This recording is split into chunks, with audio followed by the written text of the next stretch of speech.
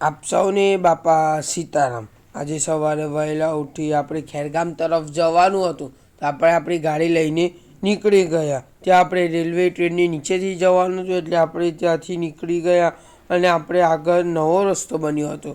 તે નવો રસ્તો જોતાં જોતાં આપણે સડસડાટ નવા રસ્તેથી નીકળી ગયા અને ત્યાં આગળ જ હજુ એક સીન આવ્યો। બંને બાજુ ઝાડવાને વચ્ચે રસ્તો હતો ને આગળ ધુમ્મસ પણ જેવું થોડું થોડું દેખાતું હતું। ત્યાંથી આપણે સીન જોઈને આપણે ખેરગામ શાકભાજી માર્કેટમાં પહોંચી ગયા હતા, કારણ કે આપણે શાકભાજી લેવાનું હતું।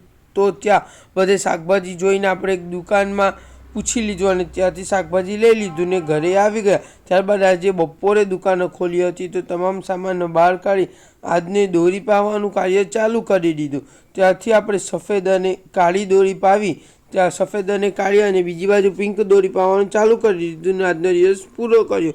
ત્યારબાદ રાત્રે નકશુને ગાડી પર બેસાડી દીધી।